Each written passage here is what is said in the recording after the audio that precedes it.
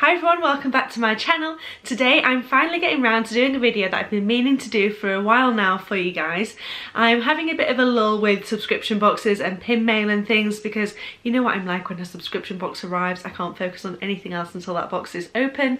But like I say, at the minute there's nothing in the pipeline waiting to be opened up.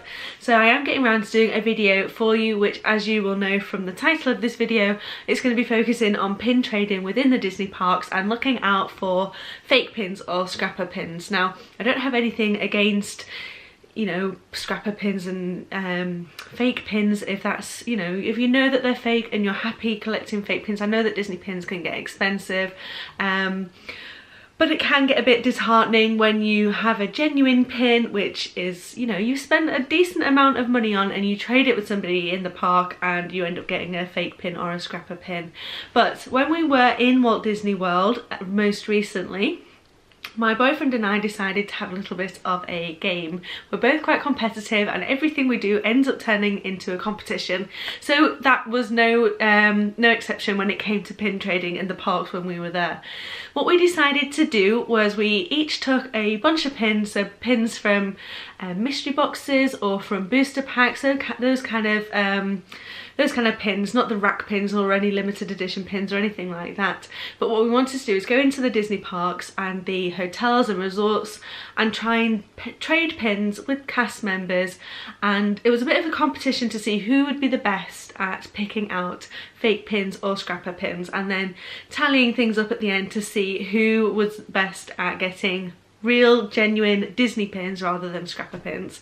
So I thought I would start off by showing you the pins that we traded for to give you an idea of the kind of pins you can get in the parks, and then talk about, we can tally things up and see who won. And then we will, I'll go through a few of my tips on how to identify scrapper pins. So let's start by showing you the pins that we traded for. Here are all the pins we got just by trading with cast members. So every single pin on here is one that we got from a cast member, and you can see there's quite a lot there. This half of the board is my half and this half is my boyfriend's half. So as you can see, I am a little bit more pin obsessed than he is, so I had a few more pins to start off with in the beginning of things. It would probably take too long to go through all the pins on here, so what I'll do is I'll just flip the camera around and I'll show you some of the pins to give you an idea of the kind of things you can expect to find in the parks when you're trading with cast members. Okay, so here are the pins that I managed to trade for in the parks. So you can see that the kind of pins you're getting are the pins from mystery packs or from booster packs. There are also hidden Mickeys.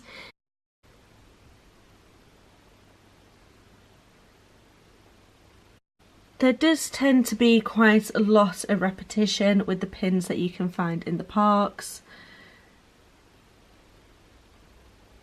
So as you can see, a lot of hidden Mickeys. This bunch of pins was quite popular. There were a lot of these in circulation when we were there. And then there are these ones down here. These are my boyfriend's pins. So again, they are mystery pins that you can find. There are hidden Mickeys.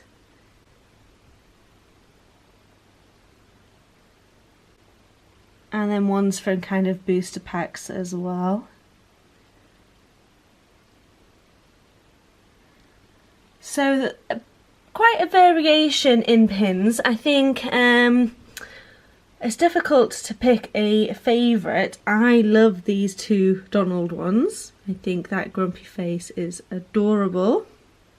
But I love that I was able to find this Scrump pin. So I'm a massive Scrump fan and I was so happy to be able to find a Scrump pin without Stitch or Lilo or anybody, just Scrump on her own, which is great. I also love that I was able to get my hands on a few of the villainous tie pins. So we have Hades, Gaston and Scar there. We have some of the Haunted Mansion pins. And these cupcake pins are really good quality and gorgeous pins as well.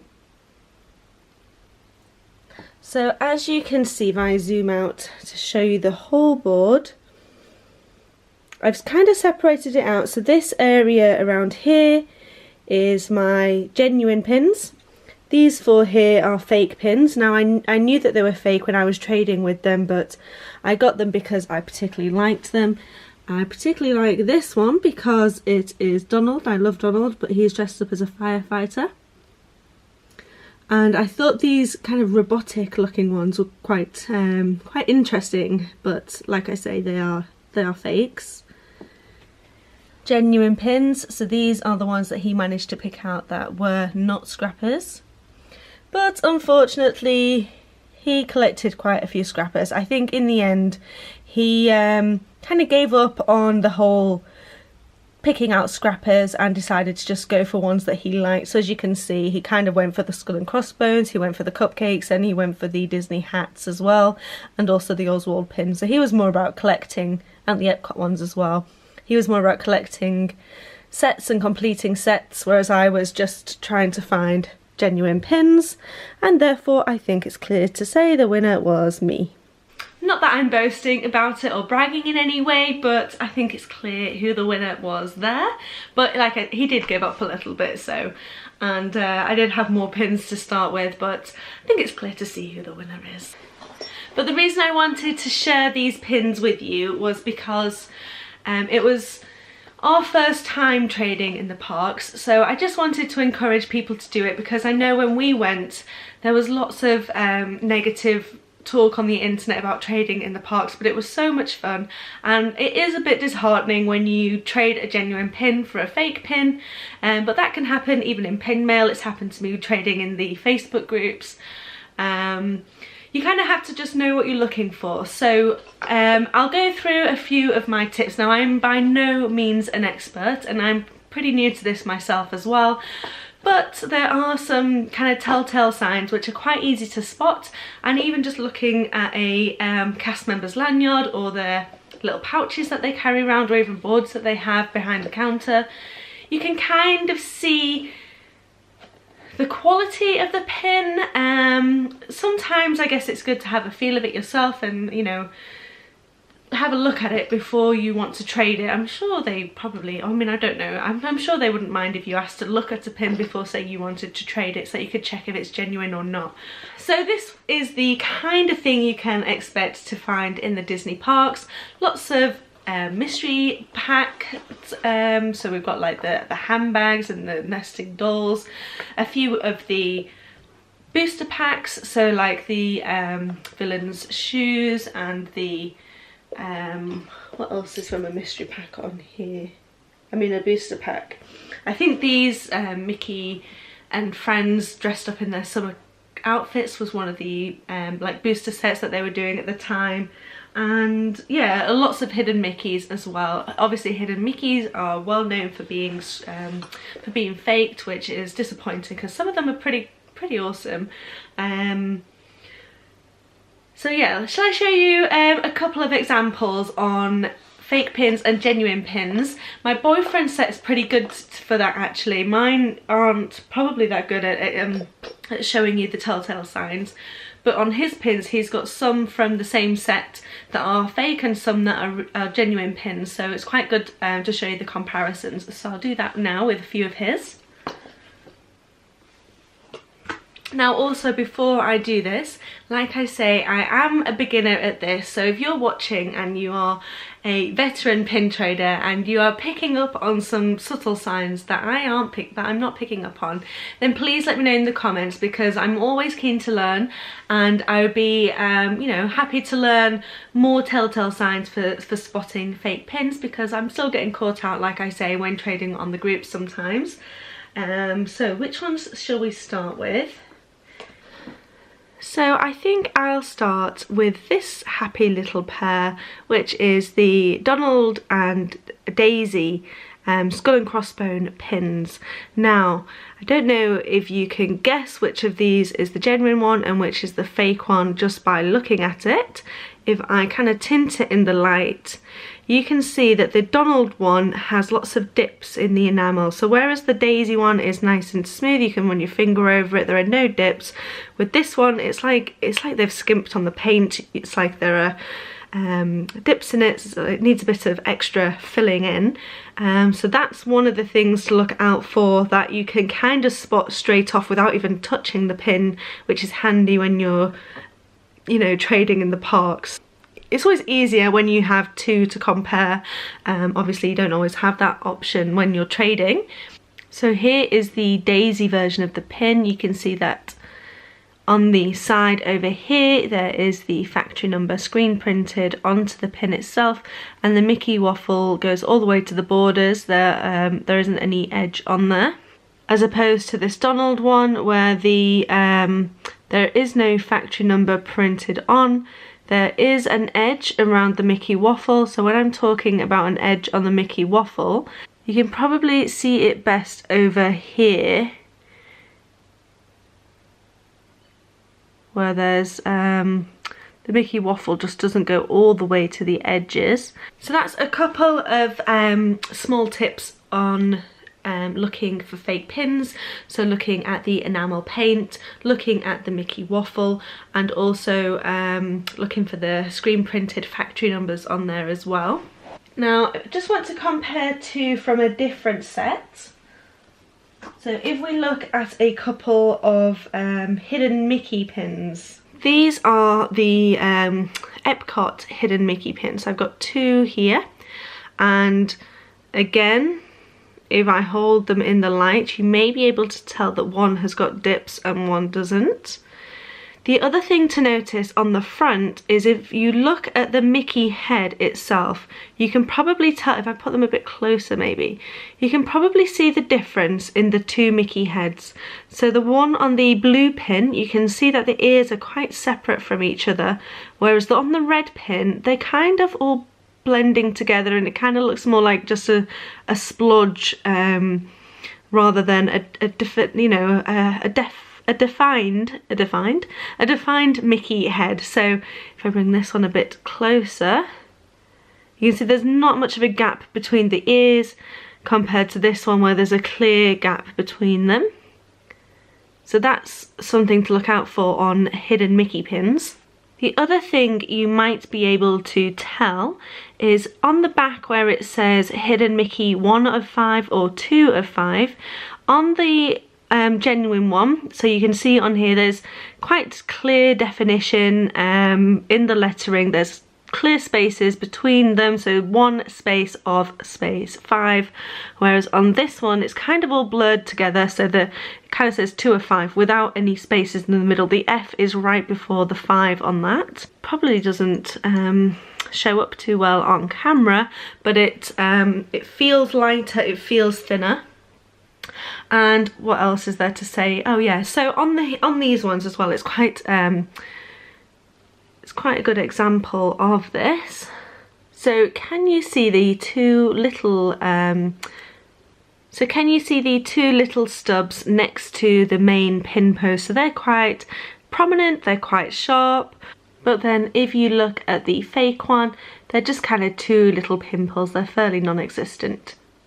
So there we have another couple of tips for picking out fakes, particularly when looking at hidden Mickeys. And then if I just give you one more example, this one's such a shame that it's a fake because I love this one, but because I love it, that's why I'm keeping on to it. I'm not going to be trading it with anybody, so I know that it's a scrapper, but I don't mind that it's a scrapper. And the same with this Donald in his fireman's outfit as well. So let me bring this one a bit closer and show you why I know this one is a fake without having something else to compare it to. So again, you can see there are dips in the enamel. It's not a smooth finish. It just feels light and of poor quality. There is a border to the Mickey waffle around the edge. The two little pin posts on the two little nubs on the side of the pin post are again fairly non-existent. And the actual pin post itself is bent, and I know that that can happen, but it's kind of wobbly and it just feels poor quality. So I'm 99.9% certain, well no, I'm 100% certain this one is a scrapper for those reasons, but I love him anyway. So I'll just go through these two as a kind of a last pair to compare, just to go through some of the points we've already discussed. So if I hold these two side by side, see if you were looking at these on a pin lanyard, would you be able to tell which of these was the fake and which one was genuine based on what I've already discussed? And here is the back of those pins to see if that helps with your decision.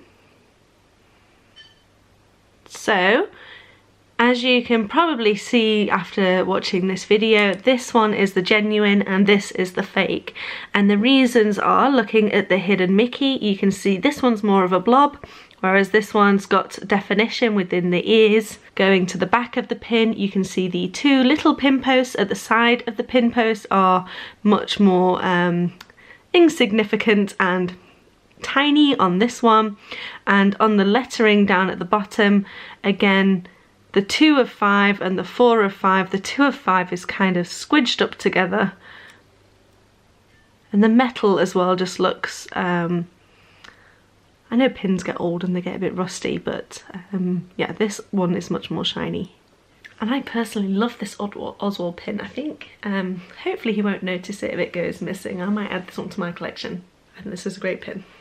So I hope that was a little bit helpful and has relieved some anxieties about trading in the parks, because pin trading in the parks is so much fun, and it's one of the things that got me hooked on pins and kind of spiraled out of control, and I've moved on from you know, mystery sets and things like that, and spending so much money on limited edition pins now, so maybe pin trading is not so good after all, but it is fun. And yeah, if you see pins that you like and they're scrappers, I guess it depends if you're happy with that. Like like I say, I've got a few scrappers in my collection that I know are scrappers, but they're cute pins and I know I'm not going to end up trading them. So yeah, it depends what you're after, I guess. But hopefully that will encourage you to go out and think about pin trading in the parks a bit more, and will hopefully give you some tips on the things to look out for if you are hoping to avoid getting scrappers and fake pins.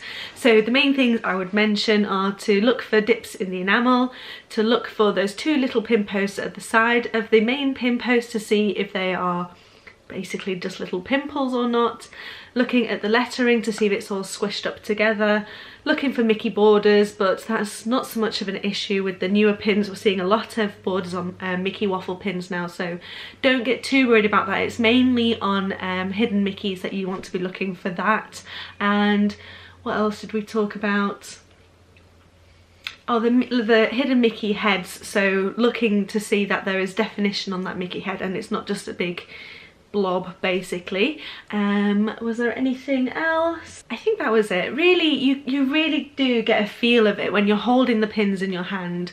You can kind of tell from the quality. Some of them have quite rough scratchy edges, but I know the quality control isn't what it used to be, and a few of my pins that I know are genuine, because I've opened them up from mystery boxes myself, have rough edges, so I wouldn't say that's all that reliable to go off, but you kind of can tell they kind of feel a bit more tinny, the fake ones, and they just feel a lower quality. So yeah, get out there, start trading, and I'm sure you'll pick it up the more you practice, and just have fun with it.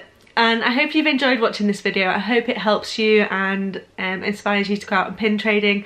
I'm definitely going to be posting some of my traders up on Facebook now, because I am hoping for some pin mail soon. So if you enjoy watching my videos, you love pin mail, you love pin trading, then please subscribe, because there's plenty of that over here, and I would love to see you all again soon. Thanks, bye!